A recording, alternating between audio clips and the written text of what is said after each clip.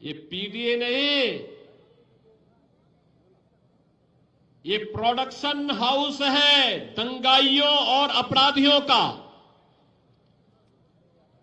इन लोगों ने, याद करिए, उत्तर प्रदेश का कोई ऐसा अपराधी नहीं, कोई ऐसा माफिया नहीं जो समाजवादी पार्टी का शागिर्द न हो। याद करिए, प्रयागराज का अतीक अहमद राव, गाजीपुर का मुख्तार अंसारी रहा हो, अंबेडकर नगर का खान मुबारक रहा हो, ये सभी के सभी समाजवादी पार्टी के प्रोडक्शन हाउस की ही उपस्थिति, बिजनेस पार्टनर थे। लोग एक साथ अपराध के लिए बिजनेस करते थे। ये समाजवादी पार्टी व समाजवादी पार्टी नहीं जिसके नाम पे भ्रम में डालते हैं।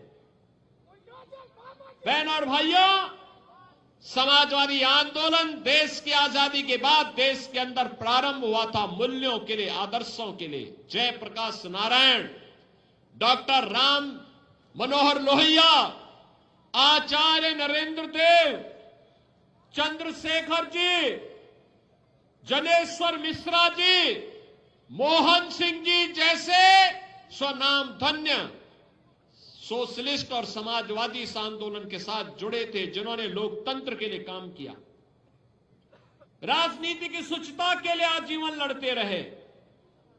ये आज की समाजवादी पार्टी तो माफिया और अपराधियों का जमावड़ा भर रह गया है। और इसीलिए तो प्रदेश के अंदर एक नारा निकल पड़ा है, देख सपाई बिटिया घबराई।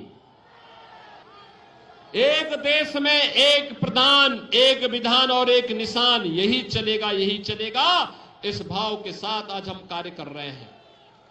मैं पूछना चाहता हूं इंडी गठबंधन के सपा और कांग्रेस से, मैं पूछना चाहता हूं कि आखिर कश्मीर में धारा 370 लाना ये कांग्रेस की कौन सी मजबूरी है? ये जानते हुए भी कि आतंकवाद की जड़ है, तब भी ये लोग फैलाने का प्रयास कर रहे हैं। तो बहन और भाइयों, इनके मंसूबे अच्छे नहीं। इससे पहले ये सफल हो, इन्हें बेनकाब किए जाने की आवश्यकता है। और यहां फूलपुर लोकसभा क्षेत्र का फूलपुर विधानसभा क्षेत्र है और यहां पर भगवान प्रयागराज की असीम कृपा और मां गंगा की कृपा भूमि का क्षेत्र है। हम सब के लिए, हर सनातन धर्मावलंबी के लिए एक पावन तीर्थ के रूप में पूज्य क्षेत्र है। हर व्यक्ति की आस्था जुड़ी रहती है और यह वर्ष तो विशेष है क्योंकि 12 वर्ष में आने वाला महाकुंभ का आयोजन जनवरी 2025 में फिर से प्रयागराज में होने जा रहा है। जैसे प्रधानमंत्री मोदी जी ने यूनेस्को की सूची में लेकर के मानवता की अमूर्त सांस्कृतिक धरोहर के रूप में उसे मान्यता दिलाई है, ऐसी पावन धरा पर प्रयागराज महाकुंभ 2025 के ठीक पहले फूलपुर विधानसभा क्षेत्र का ये उपचुनाव आप सबसे अपील करने के लिए आज मुझे यहां लेकर के आई है। बहनों और भाइयों, आपने देखा होगा 10 वर्ष में भारत की तस्वीर और तकदीर बदली है। 7.5 वर्ष में उत्तर प्रदेश की तस्वीर और तकदीर बदलने के लिए बिना रुके, बिना झुके, बिना डिगे, बिना हटे ये डबल इंजन की सरकार कार्य की है। और अगर उत्तर प्रदेश का कायाकल्प हुआ है तो प्रयागराज भी उससे अछूता नहीं रहा। प्रयागराज में भी परिवर्तन देखने को मिला है। बहनों और भाइयों, याद करिए, कभी ये क्षेत्र, कभी उत्तर प्रदेश अराजकता और दंगों के लिए जाना जाता था, गुंडागिर्दी के लिए जाना जाता था, पहचान का संकट था। युवाओं के सामने, नौजवानों के सामने बेटी और बहन की इज्जत सुरक्षित नहीं थी। किसान आत्महत्या करने के लिए मजबूर होता था। व्यापारी असुरक्षित महसूस करता था। नौजवानों को नौकरी नहीं मिलती थी। नौकरी पहले ही नीलाम हो जाती थी। किसान शासन की किसी सुविधा का लाभ नहीं प्राप्त करता था। गरीब को राशन नहीं मिलता था। आप सोचिए, 10 वर्ष के अंदर मोदी जी ने देश के अंदर जो परिवर्तन करके दिखाया है, पिछले 7.5 वर्ष से उत्तर प्रदेश की जनता जनार्दन को भी इन योजनाओं का लाभ मिलना प्रारंभ हुआ। देश के अंदर 4 करोड़ गरीबों के मकान बने और अकेले उत्तर प्रदेश के अंदर 56 लाख गरीबों के एक मकान बन गए। देश के अंदर 12 करोड़ गरीबों के घर में एक शौचालय बना, तो उत्तर प्रदेश के अंदर 2 करोड़ 62 लाख गरीबों के घर में भी एक शौचालय बना। देश के अंदर 10 करोड़ गरीबों के घर में रसोई गैस का एक फ्री में कनेक्शन उपलब्ध आया। उत्तर प्रदेश में 1 करोड़ 86 लाख गरीबों को फ्री में रसोई गैस का कनेक्शन मिला और होली और दीपावली को फ्री में भरा हुआ सिलेंडर भी उन्हें मुफ्त में उपलब्ध हो रहा है। देश के अंदर 80 करोड़ लोग फ्री में राशन की सुविधा का लाभ प्राप्त कर रहे हैं। तो उत्तर प्रदेश में, बहनों और भाइयों, उत्तर प्रदेश में 15 करोड़ लोगों को इस सुविधा का लाभ प्रदान किया जा रहा है। इससे पहले ये पैसा कहां चला जाता था? इससे पहले पैसा कहां जाता था? स्वाभाविक रूप से सेफई घराने के पास चला जाता था। उनके जो कारिंदे थे उनके पास चला जाता था। बिजनेस पार्टनर थे, लोग एक साथ अपराध के लिए बिजनेस करते थे। ये समाजवादी पार्टी व समाजवादी पार्टी नहीं जिसके नाम पे भ्रम में डालते हैं।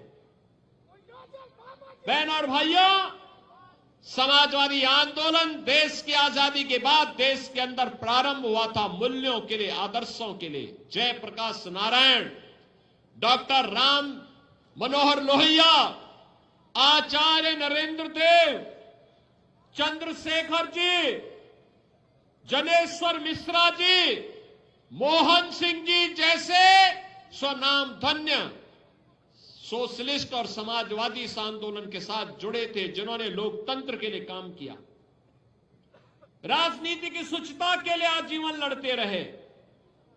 ये आज की समाजवादी पार्टी तो माफिया और अपराधियों का जमावड़ा भर रह गया है। और इसीलिए तो प्रदेश के अंदर एक नारा निकल पड़ा है, देख सपाई बिटिया घबराई। देख सपाई बिटिया घबराई। यही तो अयोध्या में हुआ, यही कन्नौज में हुआ, यही लखनऊ में हुआ, यही हरदोई में इन लोगों ने किया।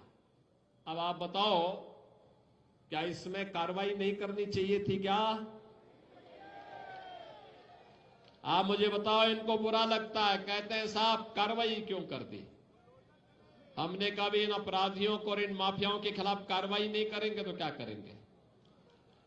बहन और भाइयों, ये वही माफिया और अपराधी हैं जो एक और 2006 में 2 विधायकों की निर्मम हत्या हुई थी।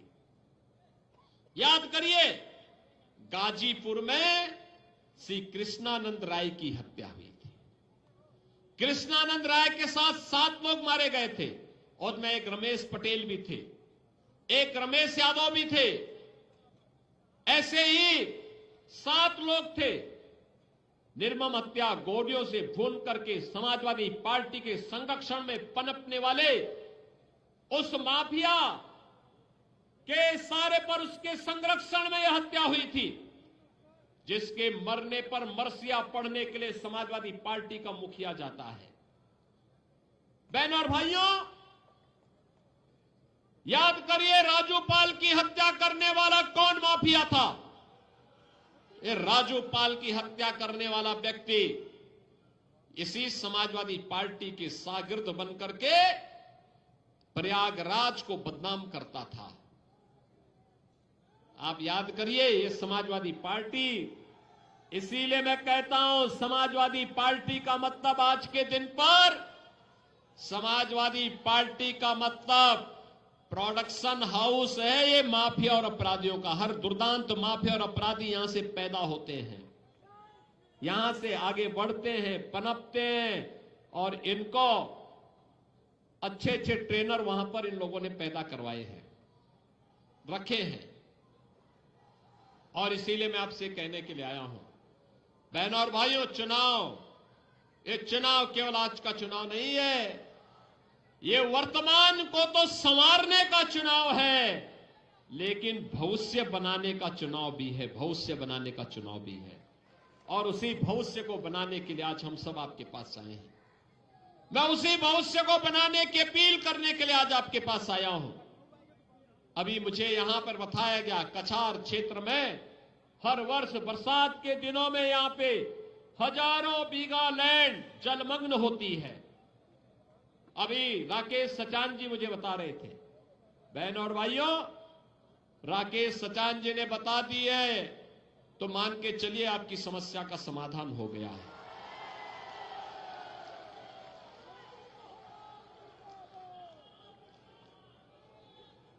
हम लोगों का यह मानना है, मोदी जी के नेतृत्व में हमने तो एक बात माना है कि सरकार का मतलब समाधान होता है, सरकार का मतलब समस्या नहीं होती।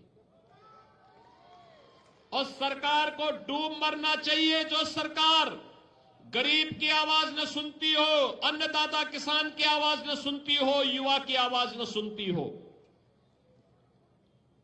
सरकार का मतलब समस्या के सामने लाचार होना नहीं, सरकार का मतलब होता है समस्या को चुनौती के रूप में स्वीकार करके उसको हमेशा के लिए उखाड़ फेंको, समाधान का रास्ता निकालो। और उसी समाधान के लिए डबल इंजन की सरकार आपकी सेवा के लिए समर्पित भाव के साथ कार्य कर रही है। बहनों और भाइयों, प्रयागराज वासियों को तो पता ही है, प्रयागराज वासियों को तो पता ही है कुंभ 2019 कैसे हुआ था। 13 और 7 में भी कुंभ हुए थे, तब की दुर्व्यवस्था, तब की अराजकता किसी से छुपी हुई नहीं थी। और 2019 में प्रयागराज कुंभ क्या भव्य था, क्या दिव्य था। भव्यता, दिव्यता, सुरक्षा, सुव्यवस्था और स्वच्छता का जो मानक गढ़ा था प्रयागराज कुंभ, ये डबल इंजन सरकार की सोच है। प्रयागराज वैश्विक मंच पर छा गया था। उस समय मेरी टीम के हिस्से थे आज भी डिप्टी सीएम श्री केशव प्रसाद मौर्य जी, सिद्धार्थनाथ सिंह जी स्वास्थ्य मंत्री थे, नंदी जी हमारी सरकार के मंत्री आज भी है, श्रीमती रीता बहुगुणा जोशी जी, प्रोफेसर रीता बहुगुणा जोशी जी, सांसद के रूप में श्रीमती केसरी देवी पटेल जी, ये सभी लोग हमारे विधायक गणों में हर्षवर्धन वाजपेयी, और ये सभी लोग उस अभियान के साथ जुड़ करके इन्होंने प्रयागराज कुंभ को सफल बनाने के लिए अपनी पूरी ताकत लगाई थी। और प्रयागराज कुंभ एक नया मानक गढ़ा था। और बहनों और भाइयों, आज आप सबका मैं आह्वान करने के लिए यही आया हूं। प्रयागराज जब नई पहचान के साथ वैश्विक मंच पर लहराता हुआ दिखाई दे रहा है, जब प्रयागराज कुंभ 2000 महाकुंभ 25 दस्तक दे चुका है, 13 जनवरी से 26 फरवरी तक ये महाआयोजन होने जा रहा है, तब एक युवा और जुझारू विधायक फूलपुर को मिलना ही चाहिए, और वह दीपक पटेल के रूप में भारतीय जनता पार्टी, अपना दल निषाद पार्टी, इन लोगों ने आपको दिया है। बहनों और भाइयों, समाजवादी पार्टी के वास्तविक चरित्र को देखना है तो देखिए अयोध्या में एक निषाद बेटी के साथ क्या व्यवहार किया था इन्होंने, कैसा व्यवहार किया था। कन्नौज में एक बेटी के साथ किस प्रकार का व्यवहार किया था। लखनऊ में एक बेटी के साथ जब भारी बरसात के कारण पूरी सड़कें जलमग्न हो गई थी, उस समय वह अपने परिवार के सदस्य के साथ बाइक से जा रही थी, इन सफाई गुंडों ने गिरा करके दुर्व्यवहार करने का प्रयास किया, और जब हमने कार्रवाई की तो ये सभी सफाई लाल पीले हो रहे थे। मैंने उनको तब कहा था, मैंने कहा लाल पीले मत होइए, याद रखना बेटी और बहन की इज्जत के साथ खिलवाड़ करोगे तो जन्नत में तो जगह नहीं मिलेगी, लेकिन जहन्नुम जरूर पहुंचाने का काम कर देंगे।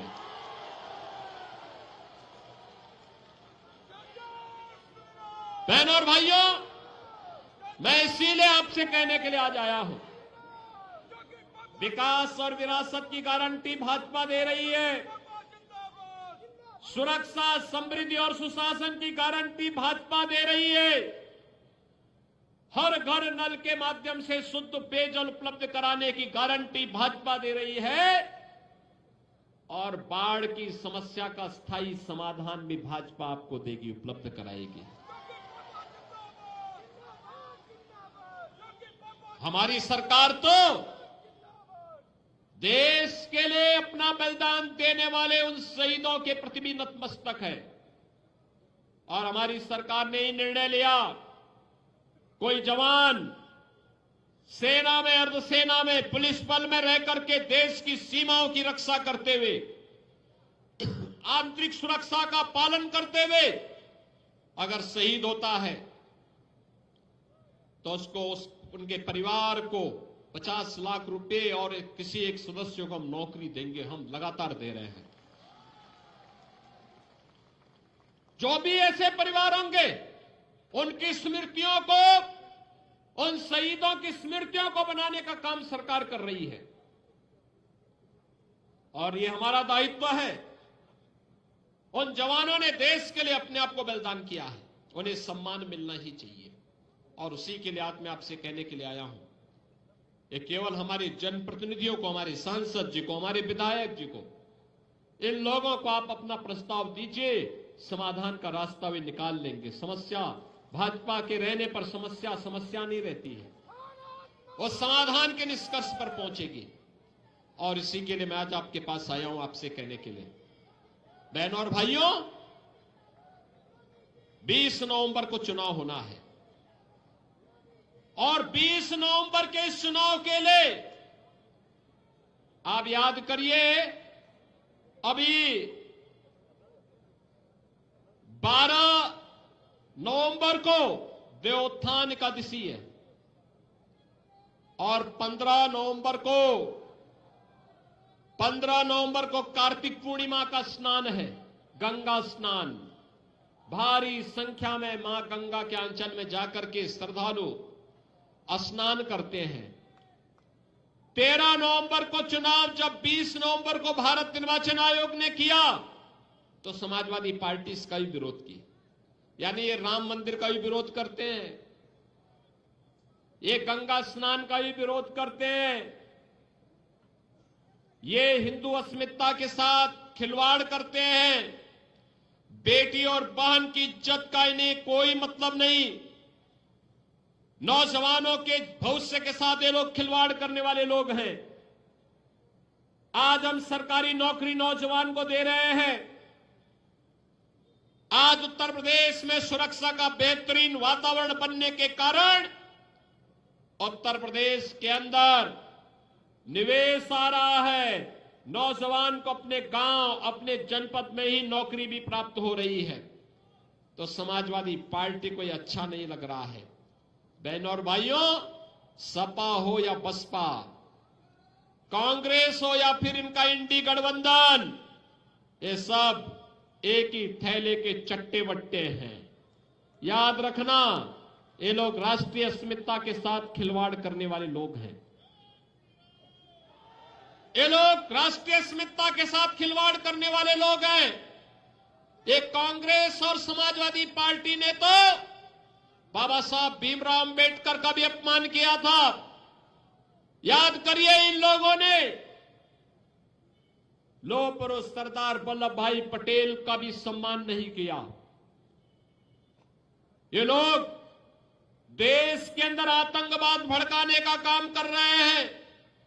अभी हाल ही में आपने देखा होगा, जम्मू कश्मीर विधानसभा ने एक प्रस्ताव पारित किया है। कश्मीर में धारा 370 फिर से बहाल करने का।